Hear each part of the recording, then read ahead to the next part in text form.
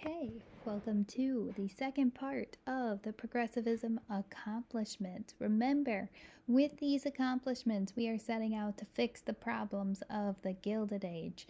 Those problems of the Gilded Age were created because of the quick industrialization of the United States, the fast movement of people to the cities, that urbanization, and the many immigrants coming in all at once, mixed with the problem that the government was extremely hands off, that laissez faire at the time.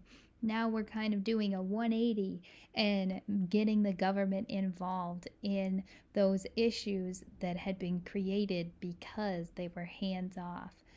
All right, so some of the amendments that are passed, we have a few big ones during this time period. These amendments are going to address issues that had been brought up by the Populist Party, that People's Party, beginning with the 16th Amendment. The 16th Amendment establishes a federal income tax that ensures that all people pay their fair share. The way the 16th Amendment is set up is it is called a progressive income tax. And that phrase that goes with this is the more you make, the more you pay. That's exactly what the populists had asked for. Remember, at the time, we had the Rockefellers, the Carnegies, the Vanderbilts. They weren't paying as on their full income. So they have these billions of dollars, but the federal government wasn't taxing them to their full potential.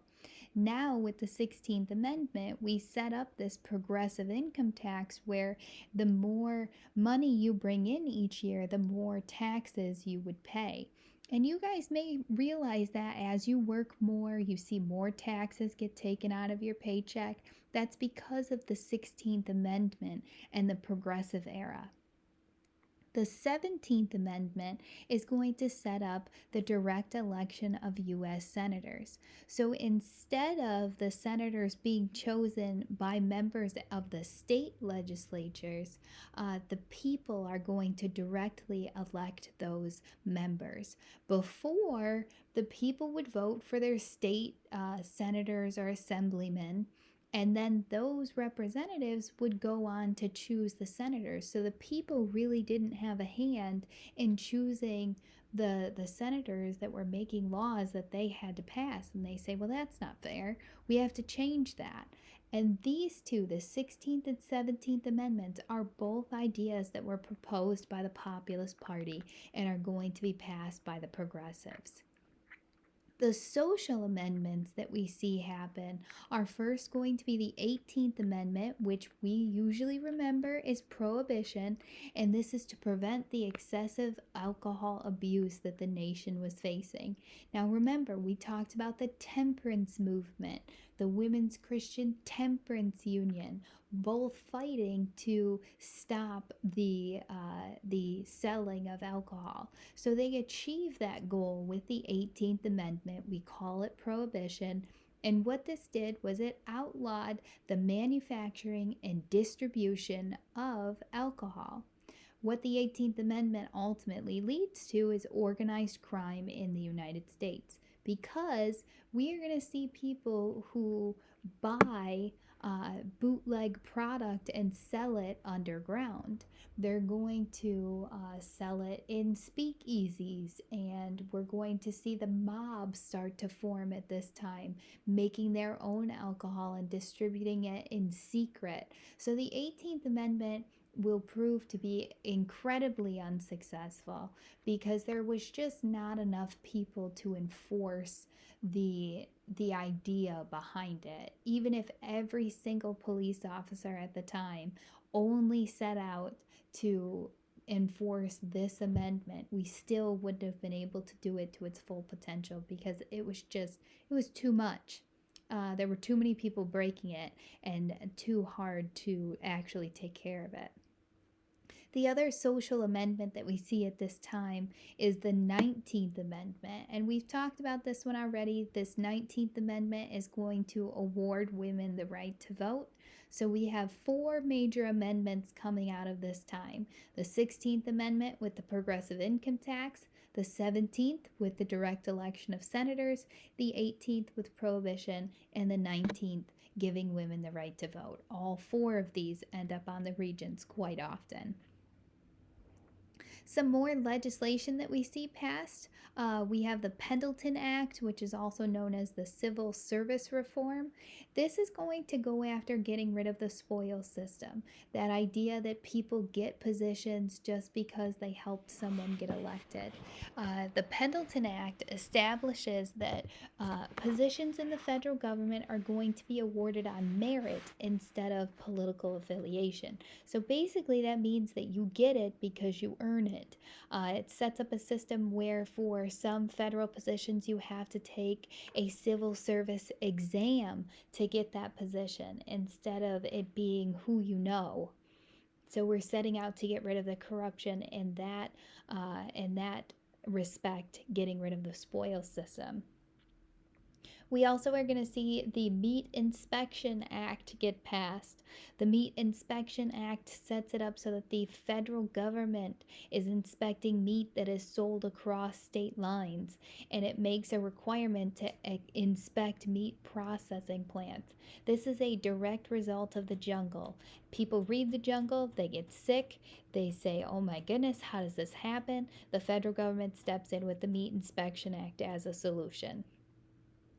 The Pure Food and Drug Act is going to set up federal inspection of food and medicines and is going to ban the shipment and sale of impure food and the mislabeling of food and medicine. This again is going to come from the jungle because we read about food that was washed off with chemicals, medicine that was just basically sugar pills, and it looks at mislabeling food so that you don't have rats or human fingers or humans in the meat. You have to label, just like you see in the stores now, exactly what's in the food is on the label as well. So both the Meat Inspection Act and the Pure Food and Drug Act both come from the jungle. They're a direct result of people reading Upton Sinclair's The Jungle, just like you did.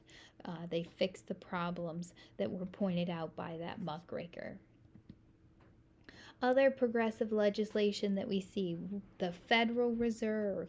The Federal Reserve Board is going to be created to oversee the banks and manage reserve funds. What this does is it regulates the money supply in the United States. It makes sure that we aren't printing too much money. If the government needs a loan, if banks are giving out loans, we're making sure that we aren't just doing it willy-nilly all over the place, but that we're regulating who is getting what and when. The Federal Trade Commission is also set up. The Federal Trade Commission is meant to monitor business practices, look at false advertising and dishonest labeling. So this speaks to all of the issues that we saw in big business at the time, making sure that businesses aren't misrepresenting themselves, making sure that they're not misrepresenting their product, and making sure that what is in their product is on the label so that people know exactly what they're paying for. So again, addressing the issues of these big monopolies, these big businesses. The Clayton Antitrust Act is also going to be passed as a piece of progressive legislation. And what the Clayton Antitrust Act does is it fixes the problems of the Sherman Antitrust Act.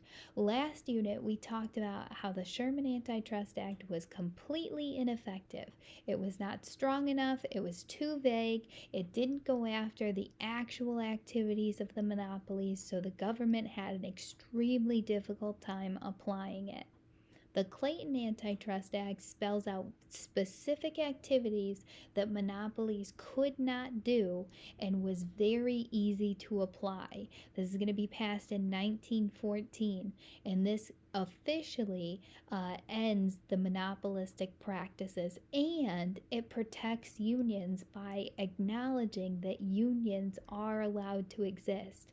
So it may take us quite a bit of time. It may take us about 25 years, but we are going to see specific laws passed in order to go after monopolies and make sure that they stop existing, they stop forming.